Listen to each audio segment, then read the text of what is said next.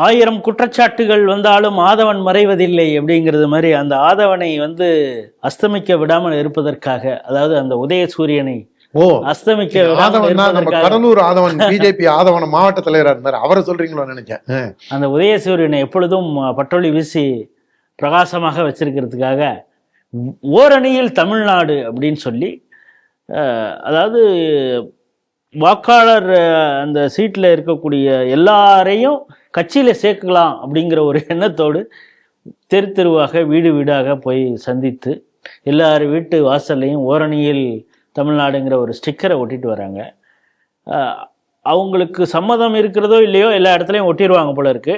ஒட்டக்கூடாதுன்னு சொன்னால் அந்த வீட்டை என்ன பண்ணுவாங்கன்னு தெரியல. ஆனால் இப்போ தான் கிக் ஸ்டார்ட் பண்ணியிருக்காங்க நேற்று. ஆனால் அது நல்ல நேரம்லாம் பார்த்து தொடங்கினாங்களா என்னன்னு தெரில. மதுரையில் இப்போவே எங்களுக்கு தண்ணி வரல, நாங்கள் மகளிர் அந்த உரிமை தொகை வாங்கக்கூடிய குடும்ப தலைவியா இல்லையான்னு எங்களை டிசைட் பண்ணிட்டீங்களா அப்படின்னா கேள்வி கேட்குறாங்க. எங்களுக்கு பணம் வரல அப்படின்னு சொல்கிறாங்களா, ரேஷன் அட்டை வரல அப்படிங்கிறாங்களா, தண்ணி எங்களுக்கு வரல அப்படிங்கிறாங்களா. இது போல் பல குற்றச்சாட்டுகளை அங்கே வர லோக்கல் திமுக பொறுப்பாளர்கிட்ட குற்றச்சாட்டை பதிவு செய்கிறாங்க. இவங்க செட்டப் பண்ணிட்டு தான் போகிறாங்க. அப்படியும் கூட அங்கே ஆன் த ஸ்பாட்டு பல பேர் பல கேள்வி கேட்குறாங்க. இதை எப்படி பார்க்குறீங்க? நேற்று அவர் பகுதியில் ஆழ்வார்பேட்டையிலேயே முதல்வர் வீடு வீடாக சென்றார், கலக்கிய முதல்வர் அப்படின்லாம் தம்ப்நெயில்லாம் போட்டிருந்தாங்க. அது போடுறோம் யாருன்னா, நீங்கள் பார்த்தீங்கன்னா திமுக காலில் விழுந்து திமுக காலை கழுவி குடிச்சு டிவி அதுக்குன்னே ஒரு 4-5 சேனல் டிபேட் நடத்துவோம் பாருங்க. அதாவது ரோம் நகரம் பத்தி எறியும் போது நீரோ மன்னன் பிடில் வாச்ச கதையா நேத்திக்கும் பல்வேறு பிரச்சனைகள் அந்த அஜித்குமார் இல்லை. ஆனால் அதெல்லாம் விட்டுட்டு இந்த நெறியாளர்கள், இந்த ஒரு 4-5 சேனலில் குறிப்பிட்ட நெறியாளர்கள் ஒரு 4-5 அந்த சேனலும் எப்போவும் அந்த அவங்க மூஞ்சி எடப்பாடி பெட்டக்ஸ்லேயும் மோடி அமித்ஷா பெட்டக்ஸ்லேயுமே வச்சுட்ருக்காங்க. அது எவ்வளோ வாசனையாக இருக்குது அப்படின்னு அதை தெரிஞ்சுக்கிறதுல அது இன்னைக்கு என்ன வாசனையாக இருந்தது, இன்னைக்கு என்ன ஓடர், அவங்க வெங்காயம் சாப்பிட்டாங்களா பூண்டு சாப்பிட்டாங்களா அப்படிங்கிற மாதிரி இருக்கக்கூடிய அந்த மாதிரி டிவி இவங்க காரங்கள்னா வேணா கலக்கிய முதல்வர் டிவி டிபேட் சொன்னா எதையும் சேர்த்து சொல்ல வேண்டியதா. உங்க நண்பர் உங்களுக்கு மிகவும் அவருடைய டிபேட்லேயே நீங்க கலந்துருக்கீங்க. அவர் ஒரு பொதுக்கூட்டத்தில் சொல்றாரு, என்ன போய் திமுக சொம்புங்கிறாங்க, என்ன வேணா அண்டான்னு சொல்லுங்கடா, அந்த அளவுக்கு நான் ஆதரிக்கக்கூடியவன் அப்படின்னு பெருமையா மேடையில பேசுறாரு. இவர் பத்திரிகையாளரான ஒருத்தர் கேள்வி கேட்ட உடனே இவர் உளுந்து பாயிறாரு. அதை நீங்களும் பார்த்துருப்பீங்க. அது சுமந்த்ராமன் சாதாரணமா காங்கிரஸ் சார்புடையவர், ஒரு ப. சிதம்பரத்துக்கு வேண்டப்பட்டவர் என்று அறியப்படக்கூடியவர். திடீர்னு நியாயமா எல்லாம் பேசுவார், அப்பப்ப நியாயமா பேசக்கூடிய ஆளு. பல நேரங்கள்ல அவர் நியாயமான கருத்துக்களை எடுத்து வைக்கும் போது டேய் பாப்பார பையல, டேய் சங்கி அப்படின்னா அவரை ரொம்ப விமர்சிக்கிறாங்க. ஆனால் ஐ டோன்ட் கேர் அப்படின்ட்டு போறாரு. அதனால நம்மளை விமர்சிக்க கூடாதுன்னு நம்ம விமர்சிக்கிறதுக்கு அப்பாற்பட்டவர்களாம் அதெல்லாம் கிடையாது. சுமந்த்ராமன் கேட்ட கேள்வி நியாயமான கேள்வி. அதில் அந்த அண்டா திண்டில கூட நம்ம மன்னிச்சிடலாம். அந்த ஒரு பையன் நெறியாளராக ஒரு பையன் இருக்கான் பாருங்க, இதை நான் ஏற்றுக்க மாட்டேன். டேய் நீ கூப்பிட்டதே தப்புடா, அவனை நீ பத்திரிகையாளர்னு போட்டதே தப்பு, நீ நெறியாளர்னு போட்டுக்காத, திமுக சார்புன்னு போட்டுக்கோன்று. சுமந்த்ராமன் கொஞ்சம் நாகரீகமாக இருக்கார். நம்மளை மாதிரி ஆளாக இருந்தால் அந்த நெறியாளரை பார்த்து அதுவும் இஷ்டம்தான்பா நீ, ஆனால் இங்கே பாரு நீ நெறியாளர்னு நம்ம போட்டுக்காத, திமுகவின் காலை வேற ஏதாவது கழுவி குடிக்கிறோம், வேற ஏதாவது நினைச்சுக்க கூடாதுல்ல, யாரும் காலை கழுவி குடிக்கிறோம், திமுகக்கு எண்ணெய் போட்டு உருவி விடுறோம் அப்படின்னு உன்னால் நீ போட்டுக்க, எங்களுக்கு அப்ஜெக்ஷன் கிடையாது. ஆனா நெறியாளர், நான் நடுநிலையாளர், இந்த ஹைகோர்ட்லாம் நம்ம கிட்ட சொல்லக்கூடாது அப்படின்னு நம்ம சொல்லியிருந்துக்கணும். பாவம் சுமந்து கொஞ்சம் நாகரிகமா இருக்கார். அதனால இந்த மாதிரி இதுதான் நெறியாளரும் டிவியில வேலை செய்யக்கூடிய திமுகவின் கைக்கூலிகளும் தான் கலக்கிய முதல்வர். ஒரு முதல்வரை கூடங்க ஐயோ பாவம் வயசானவர் பெரியவர், இந்த அடுத்து சின்ன தத்தியை தொலைஞ்சிருச்சுன்னா என்ன பண்றது அப்படின்னு சொல்லி அதனால பெரிய தத்தியை ஏதோ என்டர்டெயின் பண்ணி சரி வந்துட்டு போறாரு, விடுங்க, என்ன இருந்தாலும் முதல்வர், அவங்க அப்பா ஒரு காலத்துல சிறப்பாக பேசக்கூடியவர் அப்படிங்கிற ஏதோ ஒரு காரணத்துக்காக அவர் 50 வருஷமா அரசியல் இருக்கார், உடுப்பா அப்படின்னு இருந்துடலாம். ஆனா சைதாப்பேட்டை சட்டமன்ற தொகுதி கொஞ்சம் யோசிச்சு பாருங்களேன். ஒரு மா. சுப்பிரமணியன் சொன்னேன் போயிட்டு வர, நீங்க தானே சார் அது அவரை பார்த்து நீங்க வாங்க சார் அப்படின்னா அவர் மாசு என்ன நினைச்சுப்பாரு, இவன் நம்மளை சார்னு சொல்றான், யார் அந்த சார்னு நம்மளை தானே எல்லாரும் சொன்னாங்க அப்படின்னா அதுக்கப்புறம் மாசுவால் அங்கே போக முடியுமா? அல்லையா பாபு இருக்காரு, அவர் அந்த ஊர்ல எல்லாரையும் வம்பிழுத்து வச்சிருக்காரு அவர் இருக்கக்கூடிய பகுதியில்.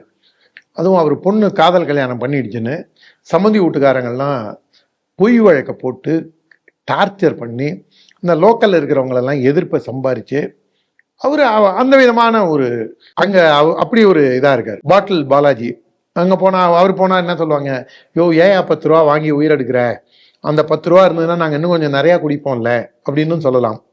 இல்லைன்னா என்ன சொல்லலாம், உடன்பிறப்பு இருந்து இவங்களுடைய ட்ரக் அடிக்ட் ஆயிட்டான்னு வச்சுங்க, குடி நோய்க்கு அடிக்ட் ஆயிடுறான்னு வச்சுங்க, அவர்கிட்ட என்ன சொல்லுவான், ஏங்க பிளாக்ல கண்டா விற்கிறாங்க, 24 மணி நேரமும் விற்கிறதுக்கு ஏற்பாடு பண்ணக்கூடாதா, நாங்கள் இதுக்காக கடை 11 மணிக்கு எப்போ திறப்பீங்க 12 மணிக்கு எப்போ திறப்பீங்கன்னு இருக்க முடியுமா, இல்லை பிளாக்லேயே வாங்க முடியும் அப்படின்னு கேட்கப்படலாம். பொன்முடி போனார்னா என்ன பண்ணும், பொன்முடி போனார்னா அவர் பொன்முடியே கேட்டுறக்கூடாதுல்ல, நீங்க சைவமா வைணவமா அப்படின்னு கேட்டுருவாரோங்கிற ஒரு அச்சம் இருக்கும். அவர் பொன்முடி வந்து அதுக்கப்புறம் அவரே அப்படி சொல்ல மாட்டான், நீ எப்படி போடுவீங்களா அப்படி போடுவீங்களான்னு. அதனால நம்ம அதுக்குள்ள போவேனாங்கிறதுதான் இப்படி சொன்னேன். அவர் பொன்முடிக்கும் இப்படி கேட்கப்படலாம். அதே மாதிரி டபுள் வாட்ச் டக்ளஸ், நான் யார் தெரியுமா, அவங்க போனாங்க, நீ யார், ஆஃப்டர் ஆல் ஒரு ஓட்டர், உங்ககிட்ட 5 ஓட்டு இருக்குன்னா உன் வீட்டு வாசலில் நான் வந்திருக்கணுமா, எங்கள் தாத்தா யார் தெரியுமா, எங்கள் அப்பா யார் தெரியுமா அப்படின்னு ஒரு வழக்கம் போல பீல் அவுட்ட உடனே கடைசியில் என்ன சொல்லுவாங்க, டே அதெல்லாம் இருக்கலாம்டா வாய முடுறா, இப்போ நீ யாருக்கு கொத்தடிமை வேலை செய்கிற தெரியுமா, தத்திங்க உலகத்திலேயே எதுவுமே எழுதி வச்சதை கூட பார்த்து படிக்க தெரியாதா அப்பனுக்கும் பிள்ளைக்கும் நீ சேவகம் செய்யறடா நீ அப்படின்னு யாராவது கேட்டாங்கன்னா என்ன அவர் சொல்லுங்க, ஹார்ட் அட்டாக் வந்துடாது அவருக்கு. இது வந்து மிகப்பெரிய இந்த ஒன்றிணைவோம் வா, அது எப்ப கொரோனா காலத்துல எல்லாரும் வந்து இதா இருக்கும் போது ஒன்றிணைவோம் வா, இதாவது எவ்வளவு ஒரு வக்கரமாவே இருக்காங்க பாருங்க. இப்ப இந்த அமைச்சர்கள் எல்லாம் நீங்க அடுத்தது உதயநிதி டேக் ஓவர் பண்ண போறாருல, ஸ்லோவா இந்த டிரான்சிஷன் ஸ்டார்ட் ஆயிடுச்சுல, நீங்க பாத்தீங்கன்னா உதயநிதி தான் இப்பதான் ஏதோ கொஞ்சம் கம்மியாயே அந்த அமித்ஷா வந்து ஒரு நாள் வந்து பெரிய இவரா அப்படியா இப்படியான்னு எல்லாம் இது பண்ணிட்டு இல்லைங்க நான் எதுவும் சொல்லிங்க, அந்த பேட்டி பார்த்துருப்பீங்கன்னு நினைக்கிறேன். அதுக்கப்புறத்துல இந்த சின்ன தத்தி கொஞ்சம் அடக்கியே வசிக்கிறார் பாருங்க. அது முன்னாடி வரைக்கும் பெரிய தத்தி அவ்வளவா பெருசா இதெல்லாம் இது பண்ணதில்லை. அவங்க அப்பா இப்ப திரும்பி அப்பா தான் களத்துக்கு வர்றாரு.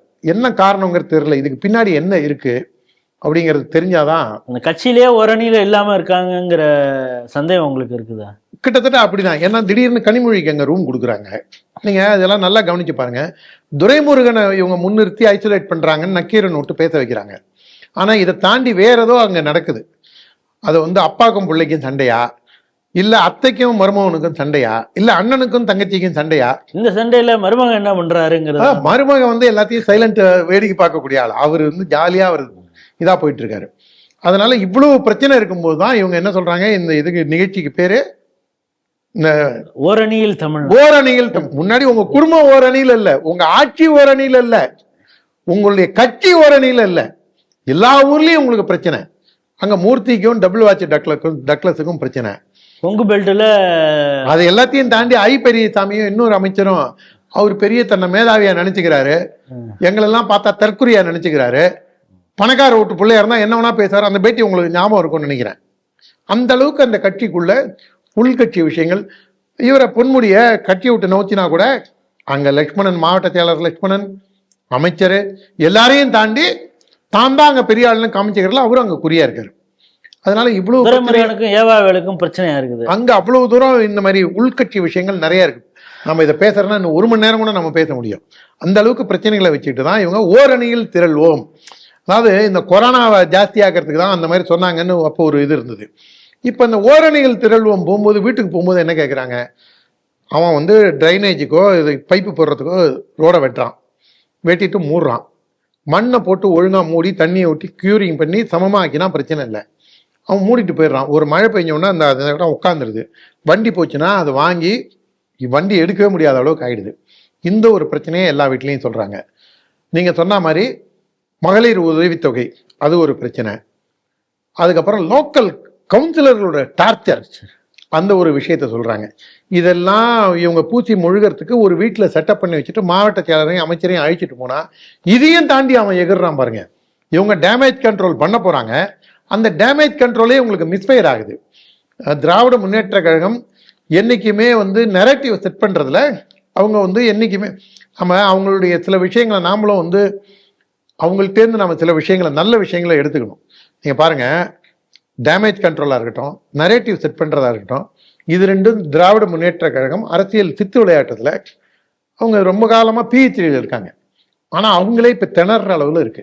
இந்த களம் இன்னைக்கு திமுகக்கு எதிராக இருக்கு. ஏன்னா அவருக்கு ராசி இல்லையோன்னு தோணுது. ஏன்னா ஒரு வாரத்துக்கு முன்னால் வேலூரில் போய் ஒரு மருத்துவமனையை திறந்து வைக்கிறாரு. ஒரு வாரமாக அது மூடி இருக்குது. இப்போ அதை எதிர்த்து அதிமுக போராட்டம் பண்ணியிருக்காங்க. அப்புறம் மேட்டூரில் போய் தண்ணியை திறந்து வைக்கிறேன்னு அது வந்து பிடபிள்யூலேருந்து யாராவது பண்ணணும். இவர் போய் திறந்து வைக்கணும்னு போனார். கடமடைக்கு தண்ணி வரல அப்படின்னு சொல்லி அதிமுக போராட்டத்தை. நல்ல வேளை நீங்கள் அதை சொன்னீங்க. நான் ஒரு வாரம் ஓமாமலியூரில் இருந்தேன். காவேரி கொள்ளிடத்தில் 75,000 கன அடி தண்ணி மேட்டூர் அணைக்கு தண்ணி வருது காவேரியில். அதில் 50,000 கன அடியை கொள்ளிடத்தில் திறந்து விடுறாங்க. ஆனால் என்ன கொடுமை பாருங்க, அணக்கரையில் ஆரம்பிச்சு கொள்ளிடம் இது இருக்கு பாருங்க, அந்த சிதம்பரம் டு சீர்காழி போகிற கொள்ளிடம், அது வரைக்கும் போகிற தெற்கு ராஜன் வாய்க்கால், வடக்கு ராஜன் வாய்க்கால், இந்த 2 பகுதியிலையும் கிட்டத்தட்ட 1 லட்சம் ஏக்கர் சாகுபடி. அந்த 1 லட்சம் ஏக்கர் சாகுபடி பரப்பில் இருக்கக்கூடிய வடக்கு ராஜன் வாய்க்காலையும் தெற்கு ராஜன் வாய்க்காலையும் காய போட்டுட்டு கொள்ளிடத்தில் தண்ணியை திறந்து விடுறாங்க. நீங்கள் 2 வாய்க்காலையும் குடிமராமத்து பண்ணியிருந்தீங்கன்னா, வெட்டுமால் வெட்டியிருந்தீங்கன்னா, அது இதெல்லாம் 1 மாதம் முன்னாடியே செஞ்சுருந்தீங்கன்னா பிரச்சனை இல்லை. நாளைக்கு அணைக்கரை திறக்க போகிறாங்கன்னா இன்னைக்கு காலையில் போய் ஜேசிபியை வச்சு சுரண்டுறாங்க. எங்கேருந்து உருப்பிடும்?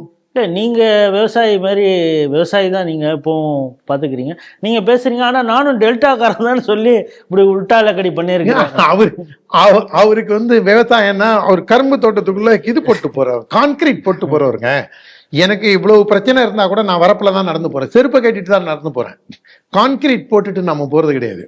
ஆனால் கொள்ளிடத்தில் தண்ணி 50,000 கியூசெக்ஸ் திறந்து விட்டு வங்காள விரிகுடால ஜாலியாக பாருங்க, அவனை கதற அவன்கிட்டேருந்து பிடுங்கி வங்காள விரிகுடால கொண்டு போய் எங்களுக்கு பெரிய ஸ்டோரேஜ் டிவைஸ், எங்களுக்கு வங்காள விரிகுடா இருக்குன்னு சொல்றதுல என்ன சுகம்னு உங்களுக்கு தெரியல. இந்த மேகதாது அணையை கட்டுறதுக்கான பூர்வாங்க வேலையை நாங்கள் தொடங்கிட்டோன்னு வேற, அதையே இவங்க எந்த அளவுக்கு எதிர்ப்பாங்கன்னு தெரியாது.